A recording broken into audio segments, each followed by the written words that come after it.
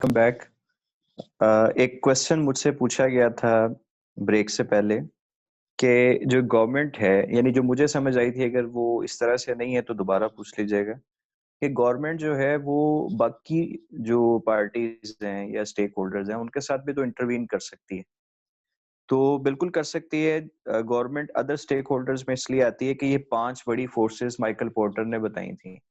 Government का जो role है वो इनडायरेक्टली होता है यूजुअली। यानी गवर्नमेंट जब कोई पॉलिसी बनाती है और उस पॉलिसी को किसी पर्टिकुलर सेक्टर के लिए वो इम्प्लीमेंट करना चाहती है, तो आमतौर पे उसका जो रोल है डायरेक्ट भी हो सकता है, लेकिन इनडायरेक्ट वे में होता है। डायरेक्ट जो रोल है वो ज्यादातर इन फोर्सेस का होता है जो मैंने आपको पहले बताई। अच्छा, फिर गवर्नमेंट सप्लायर्स के साथ भी उसका एक रिलेशन हो सकता है, बिल्कुल हो सकता है। लेकिन यहाँ पर मैंने आपको शुरू में बताया था कि जो आप है ना, यहाँ आप से मुराद या ऑर्गेनाइजेशन से मुराद एक मैन्युफैक्चरिंग कंपनी है। तो जितनी भी मैन्युफैक्चरिंग कंपनीज हैं वो मिलके अपनी एक इंडस्ट्री बना रही हैं। तो गवर्नमेंट और उस इंडस्ट्री के दरमियान एक फोर्स मौजूद है। जब हम सप्लायर्स की बात करेंगे तो सप्लायर्स भी तो कई तरह के हो सकते हैं। जो सप्लायर इंडस्ट्री है उसमें भी तो कई सप्लायर बैठे हैं ना, तो वो सप्लायर एक दूसरे के कंपेटिटर्स भी हैं। उनके अपने अपने बायर्स हैं, अपने अपने अल्टरनेटिव्स हैं, अपने अपने न्यू एंट्रेंट्स हैं। तो उनकी एक अलग से इंडस्ट्री बन जाएगी। वहां पे भी गवर्नमेंट जो है उसका रोल अदर स्टेक होल्डर्स में आएगा। तो इस तरह से हर मार्केट या इंडस्ट्री उसका डिफरेंट एक सिस्टम होता है और अकॉर्डिंगली उसकी जो अपनी अपनी फोर्सेस होती हैं। तो अगर तो आपको जवाब मिल गया तो हम आगे चलते हैं, और अगर नहीं मिला या सवाल कुछ और था तो काइंडली दोबारा पूछ लें, मैं जवाब दे देता हूँ। मिल गया, थैंक यू। जी ठीक है, हम आगे चलते हैं जी। हमने एक्सटर्नल एनवायरनमेंट को डिस्कस कर लिया। एक्सटर्नल एनवायरनमेंट में मैंने आपको बताया था कि दो बड़ी लेयर्स हैं। एक सोसाइटी है जिसमें 5 फोर्सेस हैं, एक इंडस्ट्री है टास्क एनवायरनमेंट जिसमें 6 फोर्सेस आपने पढ़ी। फिर मैंने आपको ये बताया कि हर ऑर्गेनाइजेशन अपना इंटरनल एनवायरनमेंट खुद होती है। तो उस ऑर्गेनाइजेशन के अंदर क्या होता है, उसके इंटरनल एनवायरनमेंट में कौन-कौन सी चीजें हैं, ये आपको इस स्लाइड में नजर आ रहा है। तो आप देखें कि एक ऑर्गेनाइजेशन है तो उसमें ऑर्गेनाइजेशन का स्ट्रक्चर मौजूद होता है कि वो ऑर्गेनाइजेशन किस स्ट्रक्चर के साथ काम करती है, उसमें हायरार्कीज क्या हैं। जैसे आप देखते हैं कि एक जनरल मैनेजर्स हैं, जनरल मैनेजर्स के नीचे फिर मैनेजर्स हैं, ये सीनियर मैनेजर्स हैं, फिर मैनेजर्स हैं, फिर असिस्टेंट मैनेजर्स हैं, फिर एग्जीक्यूटिव्स हैं। तो उसके बाद नॉन एग्जीक्यूटिव पोस्ट आती हैं। तो ये पूरा जो ऊपर से नीचे तक एक स्ट्रक्चर, ये हायरार्कीज आपको नजर आती हैं। हर ऑर्गेनाइजेशन का अपना अपना स्ट्रक्चर होता है और वो एक दूसरे से डिफरेंट भी हो सकता है। इसकी जो डिटेल्स हैं स्ट्रक्चर की, वो हम जब ऑर्गेनाइजिंग पढ़ेंगे। आपको मैंने बताया था ना कि मैनेजमेंट के 4 बुनियादी फंक्शंस हैं: प्लानिंग, ऑर्गेनाइजिंग, लीडिंग और कंट्रोलिंग।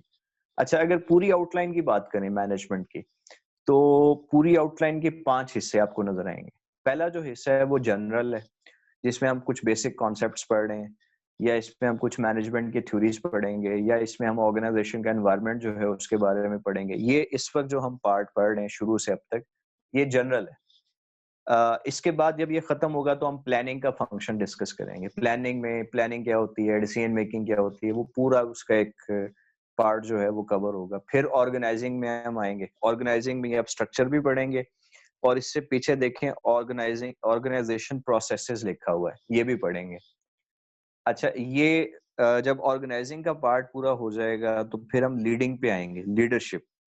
और उसके बाद फिर हम कंट्रोल पे आएंगे। तो ये सारे जो फंक्शंस हैं वो बारी-बारी हम पढ़ेंगे, लेकिन ऑर्गेनाइजेशन के अंदर क्या-क्या चीजें हैं वो इस वक्त हम डिस्कस कर रहे हैं। ऑर्गेनाइजेशन का स्ट्रक्चर होता है, फिर ऑर्गेनाइजेशन का कल्चर होता है। हर ऑर्गेनाइजेशन का अपना एक कल्चर है, और मुख्तलिफ ऑर्गेनाइजेशंस के कल्चर एक दूसरे से मुख्तलिफ हो सकते हैं।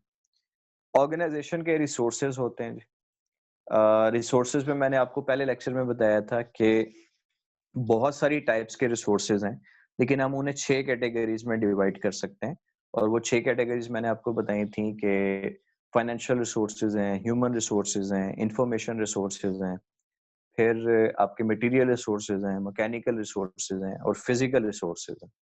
तो ये हम ऑलरेडी डिस्कस कर चुके हैं। फिर मैनेजमेंट के फंक्शंस होते हैं हर ऑर्गेनाइजेशन में, planning, organizing, leading, controlling, staffing, motivation, coordination, communication, ये सारी चीजें चल रही होती हैं। और ऑर्गेनाइजेशन के अंदर मुख्तलिफ जो प्रोसेसेस हैं, प्रोसेस का मैंने आपको बताया था कि process it's a sequence of inputs, transformation and outputs. तो आप चाहे सर्विसेज जो है वो ऑफर करते हैं या आप प्रोडक्ट्स बनाते हैं, दोनों केसेस में सर्टेन प्रोसेसेस जो है वो मौजूद होंगे और वो चल रहे होंगे। तो स्ट्रक्चर और प्रोसेसेस हम ऑर्गेनाइजिंग के पार्ट में पढ़ेंगे। जो ऑर्गेनाइजेशन रिसोर्सेज और मैनेजमेंट फंक्शंस पे ऑलरेडी हम बात कर चुके हैं। नेक्स्ट स्लाइड पे हम थोड़ी सी बात करेंगे ऑर्गेनाइजेशन कल्चर के ऊपर। तो जब आप कल्चर की बात करते हैं, इसकी एक ब्रीफ डेफिनेशन आप यहाँ देख सकते हैं। ये जो स्लाइड्स और लेक्चर है, लेक्चर चूंकि रिकॉर्ड हो रहा है, तो आपका जो गूगल क्लासरूम है उसमें ये लेक्चर की वीडियो भी आपको मिल जाएगी, आप इसे दोबारा बाद में देखना सुनना चाहें। और ये जो स्लाइड्स इसमें मैं शो कर रहा हूँ, ये हैंडआउट की शक्ल में भी आपको मिल जाएंगी। और इसके अलावा आपकी कोर्स आउटलाइन और बुक अगर मेरे पास पीडीएफ की फॉर्म में हुई तो वो भी इंशाल्लाह मैं गूगल क्लासरूम में शेयर कर दूंगा। तो आप अपनी क्लास में जो भी अनाउंसमेंट या वो चीजें होती हैं ना, वो जरा देखते रहा करें रेगुलरली। ऑर्गेनाइजेशन कल्चर की जो डेफिनेशन लिखी हुई है यहाँ पर, the values and norms shared by the organizational members. Organizational members जो हैं इनसे मुराद एम्प्लॉयज हैं। इसमें एम्प्लॉयज भी हैं, इसमें मैनेजमेंट भी है, इसमें टॉप मैनेजमेंट भी है, मिडिल मैनेजमेंट भी है, फर्स्ट लाइन मैनेजमेंट भी है, इसमें आपका सीईओ भी हैं। और इसमें जितने भी एम्प्लॉयज किसी ऑर्गेनाइजेशन में काम कर रहे हैं वो सारे उसके मेंबर्स कहलाते हैं। अच्छा, कल्चर क्या चीज है जी? ये वो सेट ऑफ वैल्यूज है या नॉर्म्स है जो जितने भी एम्प्लॉयज किसी ऑर्गेनाइजेशन में काम कर रहे हैं वो सब उसी को शेयर करते हैं, सब उसी को फॉलो करते हैं, सब उसी के ऊपर चलते हैं। देखें, जनरली मैं बात कर रहा हूँ कि आप किसी ऑर्गेनाइजेशन में जाते हैं, आप उसके ऊपर कमेंट करते हैं कि यार यहाँ का जो कल्चर है वो बड़ा आजाद है, बड़ा ओपन कल्चर है। किसी जगह पे आप कहते हैं बड़ा स्ट्रिक्ट कल्चर है, किसी जगह पे आप कहते हैं कि बड़ा फ्रेंडली कल्चर है, किसी जगह पे आप कहते हैं कि बड़ा बोरिंग सा कल्चर है, किसी जगह पे जो आपको कल्चर है ना वो बड़ा इस्लामिक नजर आएगा, किसी जगह पे कल्चर बड़ा वेस्टर्न नजर आएगा। अब ये जो नजर आना है वो बड़ी इंपॉर्टेंट इसमें चीज है, बिकॉज के कल्चर कहते ही उसको है जो महसूस हो जाए, जो नजर आ जाए, जो अपेरेंट हो, जिसके हमें मुख्तलिफ जो है ना वो एलिमेंट्स इधर उधर से पता चल जाएं। तो कल्चर को हम देख सकते हैं, सुन सकते हैं, समझ सकते हैं, हम उसे अडॉप्ट कर सकते हैं। ये एक एक जनरेशन से दूसरी जनरेशन को मुंतकिल होता है। कल्चर की एक कैरेक्टरिस्टिक है। आप किसी ऑर्गेनाइजेशन में काम करते हैं और जब आप नए जाते हैं तो आपको उसका कल्चर समझने में कुछ टाइम लगता है, फिर आप भी उस कल्चर का हिस्सा हो जाते हैं। उस कल्चर को आप लेके चल रहे होते हैं, तो जब आप 20-25 साल उस कल्चर में गुजार देते हैं, तो उस दौरान नए लोग जो है वो आते रहते हैं, वो भी उस कल्चर का पार्ट बनते रहते हैं। तो एक जनरेशन से वो कल्चर दूसरी जनरेशन अडॉप्ट कर लेती है। इवन आपके घर में, आपकी फैमिली में, आपके खानदान में जो कल्चर है वो एक नस्ल से दूसरी नस्ल को मुंतकिल होता रहता है। तो कल्चर कम्युनिकेट कैसे होता है? यहाँ कम्युनिकेशन से मुराद है कि हमें कल्चर का पता कैसे चलता है कि किसी ऑर्गेनाइजेशन कल्चर कैसा है। तो कुछ चीजें हैं जिनसे हमें आइडिया हो जाता है। उसमें एक तो स्टोरीज या पास्ट इवेंट्स हैं, या आप इसके साथ केस स्टडीज का वर्ड भी ऐड कर सकते हैं। यानी जब हम किसी ऑर्गेनाइजेशन के बारे में पिछली बातें सुनते हैं कि यार फलां ऑर्गेनाइजेशन में ये वाकयात हुए, ये इवेंट्स हुए, इस तरह से जो मुख्तलिफ काम है वो हुए, तो हमें उस ऑर्गेनाइजेशन का जो कल्चर है उसको समझने में मदद मिलती है जब भी हम उसके बारे में कोई स्टोरी सुनते हैं, कोई केस स्टडी हम पढ़ते हैं। फिर उसकी सिंबल्स हैं, मिसाल के तौर पे उसमें उसके लोगोज आ जाते हैं, ये जो ब्रांड लोगो आप देखते हैं, या उसका कोई फ्लैग है, या उसका कोई मोनोग्राम है, उसके कोई अवार्ड्स हैं, या उसके कोई पोस्टर्स आप देखते हैं, कोई बैनर्स देखते हैं, कोई इस तरह की सिंबॉलिक चीजें आपको किसी ऑर्गेनाइजेशन की नजर आती हैं। वहां से भी उसका जो कल्चर है ना वो रिफ्लेक्ट होता है कि किस तरह का कल्चर है। उसमें जो कलर थीम है वो भी हमें बाज़ दफा कल्चर के बारे में बता रहा होता है। उसका जो ड्रेस कोड है वो भी उसके कल्चर के बारे में बता रहा होता है। ये सारी चीजें जो है वो उसके सिंबल्स में आती हैं। फिर सेरेमनीज या इवेंट्स हैं। किसी ऑर्गेनाइजेशन जो पास्ट इवेंट्स हैं वो तो स्टोरीज में आ गए, और जो मुख्तलिफ इवेंट्स होते रहते हैं प्रेजेंट में या फ्यूचर में होंगे, वो हमें उसके कल्चर के बारे में बताते हैं कि फलां ऑर्गेनाइजेशन में इस तरह के इवेंट्स होते हैं, इस तरह की सेरेमनीज होती हैं। मैं एक मिसाल देता हूँ। आप यूनिवर्सिटी ऑफ एजुकेशन में पढ़ते हैं, आप रोजाना यहाँ आते हैं। जब आप पहले दिन आए थे तो जाहिर है कि आपको यूनिवर्सिटी के या कैंपस के बारे में इतना ज्यादा पता नहीं था। जब आप इसका एक हिस्सा बन गए और आपने डेली आना शुरू किया, आपने ऑब्जर्व करना शुरू किया, आपका इंटरेक्शन जो है वो शुरू हो गया सीनियर्स के साथ, दूसरे क्लास फेलोज के साथ, दूसरे डिपार्टमेंट्स के साथ, ऑफिशियल्स के साथ, टीचर्स के साथ, तो आपको ऐसा ऐसा इसका जो कल्चर है वो समझ आना शुरू हो गया। फिर अब चूंकि आपका 1 साल गुजर गया, थोड़ा सा आप कल्चर के साथ जो है वो मानूस हो गए, आपको कल्चर की समझ आ गई। आप जितना मजीद आगे टाइम गुजारेंगे, आपको मजीद इसका कल्चर समझ आता जाएगा और आप पार्ट ऑफ दिस कल्चर जो है वो बन जाएंगे। तो यूनिवर्सिटी ऑफ एजुकेशन का जो कल्चर है वो आपको बड़ी अच्छी तरह समझ आ जाएगा जब आप ग्रेजुएट होंगे। अच्छा, जो प्राइवेट सेक्टर यूनिवर्सिटीज हैं लाइक यूएमटी है या यूसीपी है, उनका अपना एक डिफरेंट कल्चर है। आप वहाँ जाएँगे ना तो आपको कई चीज़ें आपकी यूनिवर्सिटी से मुख्तलिफ नज़र आएँगी। आपको उनकी ड्रेसिंग हो सकता है मुख्तलिफ नज़र आए, आपको उनके बातचीत का तरीका मुख्तलिफ नज़र आए, आपको डीलिंग का तरीका मुख्तलिफ नज़र आए। वो एक डिफरेंट हो सकता है कि वो चीज़ आपको मिले। लम्स का कल्चर आप देखेंगे डिफरेंट मिलेगा। अच्छा, आप किसी मदरसे में चले जाएँगे, वहाँ भी चूँकि जो है ना वो स्टडी सारी होती है, वहाँ का कल्चर आपको डिफरेंट मिलेगा। तो हर जगह का जो कल्चर है, वो ऑब्जर्वेशन से पता चलता है, पास्ट इवेंट से पता चलेगा, उसके सिंबल्स जो हैं उनसे पता चलेगा, वहाँ पे होने वाले इवेंट से पता चलेगा कि किस तरह मसलन अगर कोई प्राइवेट सेक्टर यूनिवर्सिटी है, तो हो सकता है कि वो कोई म्यूजिकल शो करवा रही हो, और किसी और जगह पे पता चलेगा कि कोई म्यूजिकल शो जो है उसको बेहतर नहीं समझा जाता, अच्छा नहीं समझा जाता। तो जहाँ अच्छा समझा जाएगा वो अपना कल्चर बता रहे हैं, जो अच्छा नहीं समझते वो अपना कल्चर कम्युनिकेट करेंगे, यहाँ से भी आइडिया होगा। इसी तरह स्लोगन्स हैं। स्लोगन कहते हैं नारे को। जब आप किसी चीज़ के साथ कोई कुछ वर्ड्स जो है वो एसोसिएट कर देते हैं, चाहे वो ब्रांड है, कोई ऑर्गेनाइजेशन है उसके साथ, तो उसे हम स्लोगन कहते हैं। और ये उस ऑर्गेनाइजेशन की वैल्यूज़ को बताता है। अच्छा, यहाँ पे वर्ड वैल्यू 2-3 दफ़ा है। थोड़ा-सा मैं इसके बारे में बता दूँ। वैल्यूज़ उन स्टैंडर्ड्स को कहते हैं, जिनके साथ हम चलना चाहते हैं, जिनके साथ हम ज़िंदगी गुज़ारना चाहते हैं। ये वैल्यूज़ एक ऑर्गेनाइजेशन की भी हो सकती हैं और एक इंडिविजुअल की भी हो सकती हैं। ऑर्गेनाइजेशन की वैल्यूज़ अक्सर आपको उनकी रिपोर्ट्स के ऊपर, उनकी वेबसाइट के ऊपर, उनके बैनर्स के ऊपर या किसी इस तरह के डॉक्यूमेंट्स के ऊपर जो है वो लिखी नज़र आएँगी। इसी तरह एक इंडिविजुअल की अपनी वैल्यूज़ होती हैं। मसलन एक इंडिविजुअल, कोई बंदा ये कह सकता है कि यार मेरा नुकसान भी हो जाए, मैं झूठ नहीं बोलूँगा। इसका मतलब है कि सच बोलना उसकी एक वैल्यू है। चाहे उसने कहीं पे डॉक्यूमेंटेड नहीं है ये, लिखी नहीं हुई कहीं भी। लेकिन जब वो इस तरह की बात करता है ना कि यार मेरा नुकसान होता है, हो जाए, झूठ नहीं बोलना। या एक बंदा कहता है कि भई थोड़ा कमा लूँगा, ईमानदारी से कमाऊँगा। तो इसका मतलब है कि ईमानदारी उसकी एक वैल्यू है ज़िंदगी की, और वो उस वैल्यू या उस स्टैंडर्ड के साथ ज़िंदगी गुज़ारना चाहता है।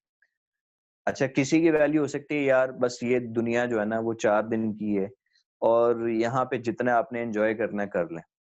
तो इसका मतलब है कि एन्जॉयमेंट उसकी एक वैल्यू है, वो उसको प्रेफ़रेंस दे रहा है। सही या गलत वो बात की बात है, लेकिन हर इंसान की कुछ ना कुछ वैल्यू ज़रूर होती है। आपको मैं एक एक्टिविटी दे रहा हूँ आपके अपने फ़ायदे के लिए। आप अगर देखेंगे ना तो दुनिया में कोई 450 के करीब लिस्ट ऑफ वैल्यूज़ हैं, ठीक है? 450 के करीब वैल्यूज़ या स्टैंडर्ड्स हैं, और उसमें से 50 या 60 मोस्ट इम्पोर्टेंट हैं। बाकी भी हैं लेकिन मोस्ट इम्पोर्टेंट 50 या 60 हैं। उन 50 या 60 में से हर इंसान की 4 से 5 वैल्यू ज़रूर होती हैं। आपको पता हो या ना हो, आपने कहीं लिखी हो या ना लिखी हो, लेकिन आपको आइडिया ज़रूर होता है। जब आप उसको पढ़ते हैं तो आपको समझ आती है, हाँ यार ये तो मेरी ज़िंदगी में इस चीज़ की बड़ी इम्पोर्टेंस है, बड़ी प्रेफ़रेंस है। और मसलन लॉयल्टी, आपकी एक वैल्यू लॉयल्टी हो सकती है। आप बड़े लॉयल हैं, बड़े कमिटेड हैं अपने फैमिली के साथ, फ्रेंड्स के साथ। आप कहते हैं कि भाई मैं बाहर जाने की कोई अपॉर्चुनिटी आपको मिल रही है, आप कहते हैं यार मैंने बाहर नहीं जाना, मैं अपनी फैमिली के साथ रहूंगा। तो डैट शोज के वो फैमिली के साथ रहना आपकी एक कमिटमेंट या आपकी एक एहसास जिम्मेदारी जो है वो आपकी एक मोस्ट इम्पॉर्टेंट वैल्यू है जिसके साथ आप जिंदगी गुजारना चाहते हैं। तो हर इंसान की वैल्यूज होती हैं, आप अपनी वैल्यूज डिटरमिन करें क्या है। तो 4 से 5 अपनी वैल्यूज फाइंड आउट करें और नेक्स्ट लेक्चर में मुझे बताइएगा कि आपकी क्या वैल्यूज हैं, उसको फिर अपनी डायरी में कहीं लिखें, फेसबुक पे पोस्ट करें, मेरी ये वैल्यूज हैं, उसको अपना स्लोगन बनाएं, तो ये इंशाल्लाह आपके काम आएंगे। तो कल्चर आपको समझ आ गया जी क्या होता है और कैसे क्लियर होता है, जरा बोल के जवाब दे दें। Yes sir. Yes sir. ठीक है जी, गुड। अब हम आगे चलेंगे और नेक्स्ट जो स्लाइड है, ये लास्ट स्लाइड है। टॉपिक है how environment affects the organization. ये चीज ध्यान में रहे कि हमारा जो मेन टॉपिक चल रहा है ना, पहले के अलावा पहले हमने वो मैनेजरियल रोल्स पढ़े थे, वो पिछले टॉपिक का हिस्सा थे, वो टॉपिक मुकम्मल हो गया था। उसके बाद हम जो ऑर्गेनाइजेशन का एनवायरनमेंट है उसके ऊपर बात कर रहे हैं, जिसमें हमने एक्सटर्नल एनवायरनमेंट पढ़ा, उसके बाद हमने इंटरनल एनवायरनमेंट पढ़ा। एक्सटर्नल एनवायरनमेंट के अंदर कौन कौन से फोर्सेस या वेरिएबल्स हैं उनको डिस्कस किया। इंटरनल एनवायरनमेंट क्या होता है, उसके अंदर कौन कौन सी फोर्सेस हैं उनको हमने पढ़ लिया। ये ब्रीफली हम जा रहे हैं। अब हम देखेंगे कि ये जो ऑर्गेनाइजेशन का एनवायरनमेंट होता है ये किस तरीके से ऑर्गेनाइजेशन को अफेक्ट कर सकता है। अच्छा, ये जो अफेक्ट करेगा करेगा तो जरूर, वो पॉजिटिव वे में भी हो सकता है, नेगेटिव वे में भी हो सकता है, लेकिन कैसे करेगा उसको समझने के लिए दो टर्म्स ये जानना जरूरी है, दो डायमेंशंस का पता होना चाहिए। पहली डायमेंशन है एनवायरमेंटल कॉम्प्लेक्सिटी। ये जो स्लाइड है ना, इसमें अगर आप लेफ्ट साइड पे देखें तो एक टर्म लिखी हुई है एनवायरमेंटल कॉम्प्लेक्सिटी। एनवायरमेंटल कॉम्प्लेक्सिटी से मुराद, अच्छा एक और चीज समझिएगा, जब जनरली एनवायरमेंट की बात की जाती है तो उससे मुराद एक्सटर्नल एनवायरमेंट होता है, और जब हम ऑर्गेनाइजेशन कहते हैं तो उससे मुराद इंटरनल एनवायरमेंट होता है। तो जब मैं सिर्फ एनवायरनमेंट कह रहा हूं तो उससे मुराद आपने समझ जाना है कि एक्सटर्नल एनवायरनमेंट की बात हो रही है। तो एनवायरमेंटल कॉम्प्लेक्सिटी से मुराद क्या है जी? कॉम्प्लेक्स कहते हैं, आप में से कोई जवाब देना चाहेगा कि कॉम्प्लेक्सिटी क्या चीज होती है? जी अब्दुल्ला। सर ये जो एक्सटर्नल एनवायरनमेंट है हमारा, इसके अंदर जी हमारी गवर्नमेंट सेक्टर आ गया, मीडिया सेक्टर, ये चीजें आएंगी हमारी। जी, मैंने आपको ये बताया है, एक्सटर्नल एनवायरनमेंट को हमने डिटेल से डिस्कस किया है पीछे, कि यस सर। आपका जो सोसाइटल एनवायरनमेंट है जी वो जी भी वो भी आपका एक्सटर्नल है। अब सोसाइटल में 5 फोर्सेस मैंने बताई, जी, ठीक हो ग्लोबलाइजेशन का इफेक्ट है, जी पॉलिटिकल इफेक्ट है, इकोनॉमिक इफेक्ट है, टेक्नोलॉजिकल है, सोशल इफेक्ट है। फिर मैंने आपको बताया है कि जो टास्क एनवायरनमेंट है वो भी एक्सटर्नल है, जिसमें कस्टमर भी बैठे हैं, कंपेटिटर्स भी बैठे हैं, न्यू एंट्रेंट्स भी आ रहे हैं, आपके यस सर। सब्स्टिट्यूट्स भी मौजूद हैं, और गवर्नमेंट भी है, मीडिया भी है, एजेंसीज भी हैं, कंट्रोलिंग बॉडीज भी हैं, अदर स्टेक होल्डर्स भी हैं। तो ये सारे आपके एक्सटर्नल एनवायरनमेंट में बैठे हैं। ठीक है। ठीक हो गया सर। अच्छा, अब सवाल मेरा आप लोगों से ये था कि जब हम कहते हैं कि फलां चीज कॉम्प्लेक्स है, यहाँ एनवायरनमेंट की बात हो रही है कि एनवायरनमेंट कॉम्प्लेक्स है, तो कॉम्प्लेक्स होने से आपके जहन में क्या चीज आती है? ये चीज जिसको समझना या अंडरस्टैंड करना डिफिकल्ट हो। अंडरस्टैंड करना डिफिकल्ट हो, लेकिन क्यों? मे बी उसकी क्वांटिटी ज्यादा हो अगर। मॉरल अ, ज्यादा हो उसके अंदर या ये वैल्यूज ज्यादा हो। ये ये क्वांटिटी किसने बोला था? मैंने। मैं से मुराद है फारिया। जी। जी, तो फारिया आप ये बताएं कि क्वांटिटी किस चीज की? मतलब कि जैसे अगर ऑर्गेनाइजेशन की बात करें तो उसमें ऑर्गेनाइजेशन के एनवायरनमेंट की बात करें तो उसमें उसकी क्या बोलते हैं उसे, जैसे कि डायरेक्टर्स, नंबर ऑफ सीट्स कह सकते हैं। नंबर ऑफ सीट्स किस चीज की? जो आप आपने डेजिग्नेशंस होती आपने हैं पॉइंट डिफरेंट। जो बताया ना, आपने जो पॉइंट बताया ना वो बड़ा वैलिड है, लेकिन उसको थोड़ा सा मैं रिफाइन करने की कोशिश कर रहा हूँ कि आपने कहा कि क्वांटिटी ज्यादा है, किस चीज की क्वांटिटी ज्यादा है? अगर ये हम बता लें तो फिर जवाब उसका आ जाएगा।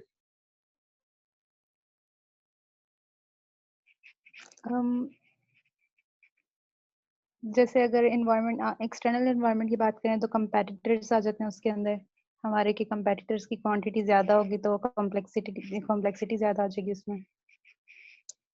ओके ठीक है, गुड गुड। देखें जो इन्होंने जवाब बताया ना वो बड़ा क्लोज है। एग्जैक्टली मैं आपको अभी समझा देता हूँ। आपका जो एनवायरनमेंट है यहाँ, उससे मुराद एक्सटर्नल एनवायरनमेंट, और कॉम्प्लेक्सिटी हम समझना चाह रहे हैं कि क्या चीज है। आपके एक्सटर्नल एनवायरनमेंट में बहुत सारी फोर्सेस या वेरिएबल्स हैं। इन फोर्सेस या वेरिएबल्स की तादाद जितनी ज्यादा होगी उतना ही एनवायरनमेंट कॉम्प्लेक्स होता जाएगा, जितनी तादाद कम होगी उतना ही ये सिंपल होता जाएगा। कॉम्प्लेक्सिटी का अपोजिट होता है सिंप्लिसिटी। तो नंबर ऑफ वेरिएबल्स ज्यादा, कॉम्प्लेक्सिटी ज्यादा, नंबर ऑफ वेरिएबल्स कम तो सिंप्लिसिटी ज्यादा, कॉम्प्लेक्सिटी कम हो जाएगी। इसकी एक मिसाल ऐसे है कि आप लोग मैट्रिक और इंटर में मैथ्स पढ़ते थे, तो उसमें जब आप इक्वेशन को सॉल्व करते थे तो इक्वेशन में एक वेरिएबल भी हो सकता है और एक से ज्यादा भी हो सकता है। जब उसमें एक ही वेरिएबल हो, मिसाल के तौर पे आपसे कहा जाए कि x plus 8 is equal to 7 या x plus 8 is equal to 10, तो find the value of x। तो ये एक बड़ी सिंपल इक्वेशन है बिकॉज किसमें एक ही वेरिएबल है, तो x की वैल्यू आप इजीली फाइंड आउट कर सकते हैं। लेकिन अगर आपको दो इक्वेशंस दी जाएं जिसमें x और y दो वेरिएबल्स आ रहे हैं और आपसे कहा जाए कि find the value of x, तो यहाँ पे इसको सॉल्व करना थोड़ा सा लेंथी, थोड़ा सा मुश्किल या थोड़ा सा कॉम्प्लेक्स हो जाएगा। इसी तरह अगर वेरिएबल्स ज्यादा होते जाएं तो फिर उन वेरिएबल्स की वैल्यूज को फाइंड आउट करना और ज्यादा मुश्किल होता जाएगा। तो पता ये चला, समझ ये आई कि ये मैंने आपको मैथमेटिकल एग्जांपल दी है, एक मैं आपको सिंपल एग्जांपल भी देता हूँ। तो एक एनवायरनमेंट में जितने ज्यादा वेरिएबल्स होंगे उतनी ही कॉम्प्लेक्सिटी बढ़ेगी और सिंप्लिसिटी कम हो जाएगी। अब आप लोग यहाँ बैठे हैं, बिजनेस के स्टूडेंट्स हैं, तो थर्ड सेमेस्टर है, आपने कुछ ना कुछ बिजनेस के जो कोर्सेज हैं वो पढ़ लिए हैं। लिहाजा मैं जो कुछ भी टर्म्स बोल रहा हूँ आज के लेक्चर में, ये आपको समझ आ रही हैं क्योंकि आप एक ही तरह के लोग बैठे हैं।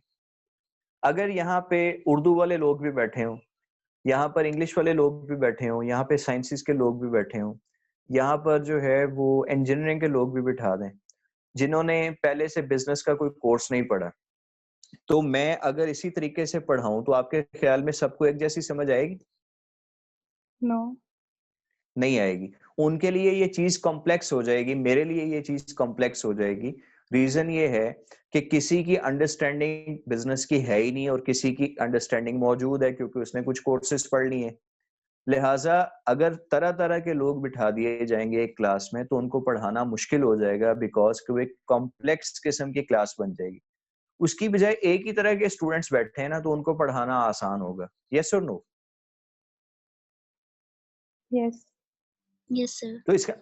तो इसका मतलब है कि आपका एनवायरनमेंट जो है वो सिंपल भी हो सकता है और कॉम्प्लेक्स भी हो सकता है।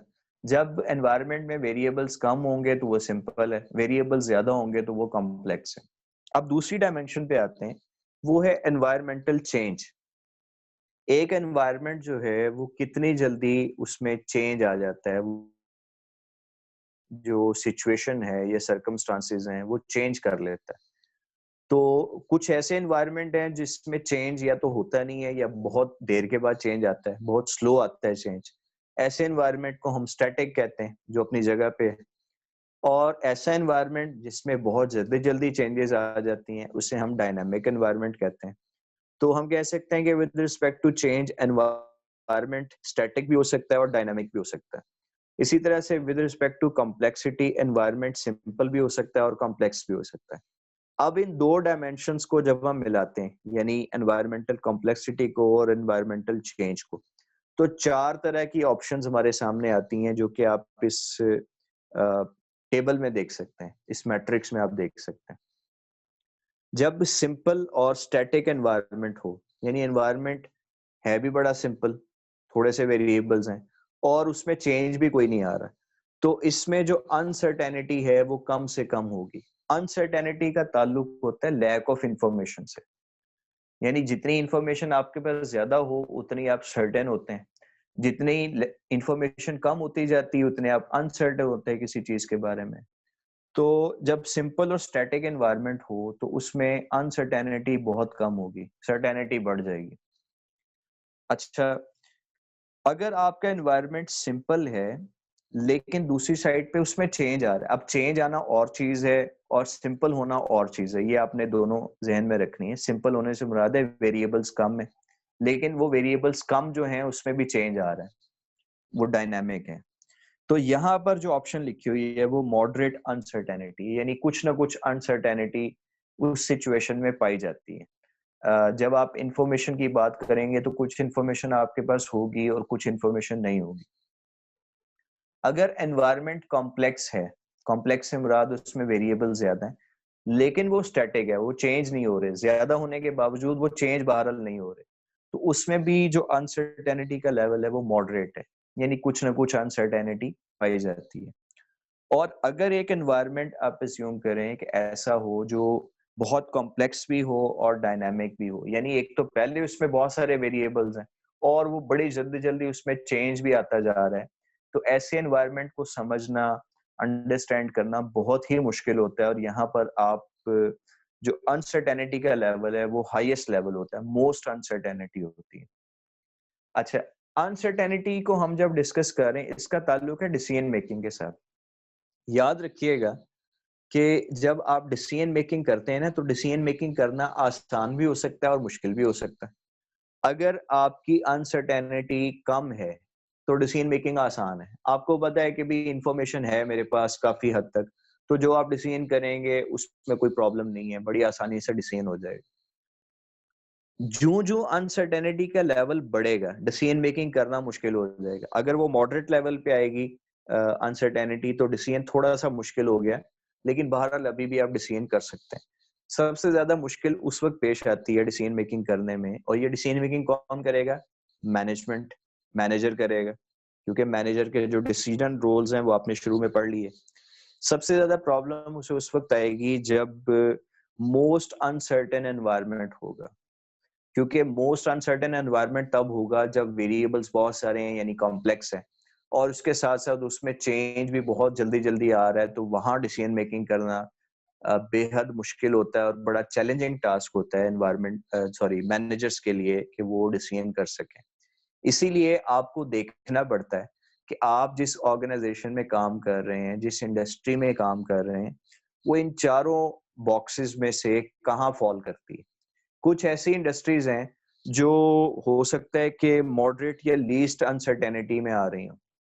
एक मिसाल है कि जो सीमेंट मैन्युफैक्चरिंग इंडस्ट्री है, हो सकता है कि वो मॉडरेट अनसर्टेनिटी पे काम कर रही है, क्योंकि सीमेंट बनाने का जो तरीका है वो बड़ा सिंपल है, मखसूस तरीका है, सारी फैक्ट्रीज उसी पे काम करती हैं, वही रॉ मटेरियल है जो सारी कंपनीज यूज करती हैं, नेचुरल रिसोर्स उसका कैल्शियम कार्बोनेट है जिसे आप लाइमस्टोन कहते हैं, वही लाइमस्टोन सारी कंपनीज इस्तेमाल करती हैं और वही प्रोडक्ट है, उसमें कोई खास वैरायटी भी नहीं है। वही सीमेंट जो मैपल लीफ वाले भी बना रहे हैं, वही बेस्ट वे वाले बना रहे हैं, वही गरीबवाल वाले बना रहे हैं, वही जो है वो दूसरी कंपनीज बना रही हैं, तो खास उसमें वैरायटी का, प्राइस का, मार्केट का कोई डिफरेंस नहीं है।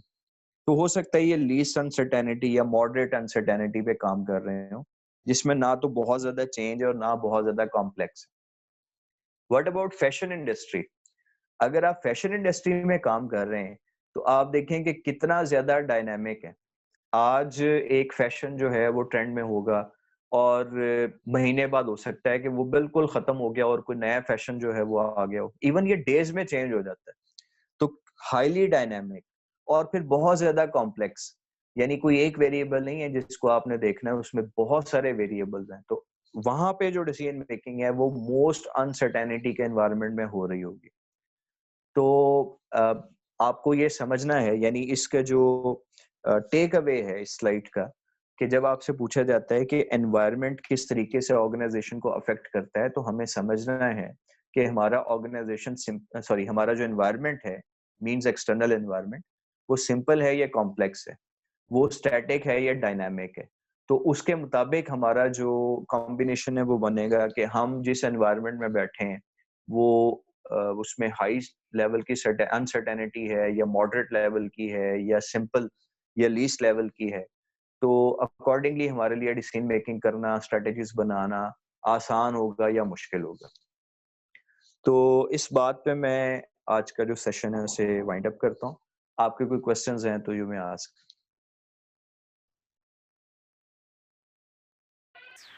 सर जी मिड्स के हवाले से थोड़ा सा बता दें कि 2 वीक्स बाद हैं और ऑनलाइन हो रहे हैं या क्या सिस्टम, क्या तरीकाकार है?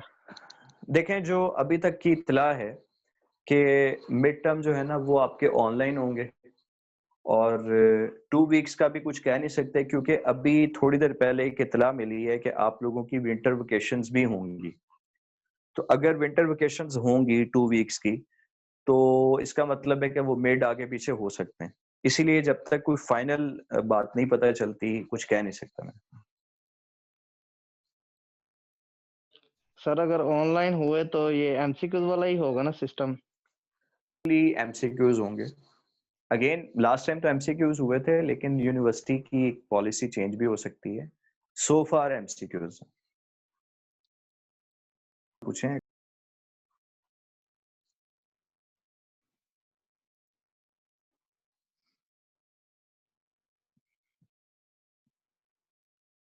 ये 18 लोग जो चलें जी, लास्ट 2 मिनट्स हैं, कोई क्वेश्चन आप पूछना चाहें तो प्लीज।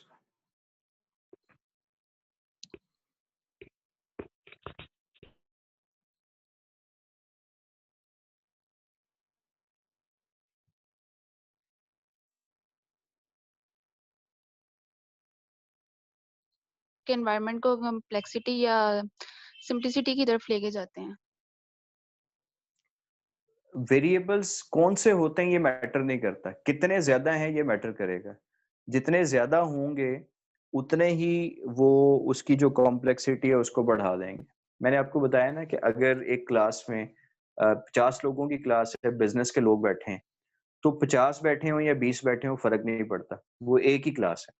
लेकिन अगर 10 लोग भी बैठे हैं और 10 लोग, हर बंदा जो है वो मुख्तलिफ डिपार्टमेंट्स के आया है, इंग्लिश वाले हैं, उर्दू वाले हैं, ज़ूलॉजी वाले हैं और फाइन आर्ट्स वाले हैं, बिजनेस वाले हैं, तो ये ज्यादा कॉम्प्लेक्स है क्योंकि बेशक कैटेगरी, सॉरी, जो तादाद है वो बेशक कम है लेकिन कैटेगरी ज्यादा है। जबकि दूसरी साइड पे अगर 50 लोग भी बैठे हैं, सारे बिजनेस के हैं, तो यहाँ पर कैटेगरी एक ही है, चाहे 100 लोग भी बैठे हैं, तो सबको वो समझ तो आ रही होगी कुछ ना कुछ।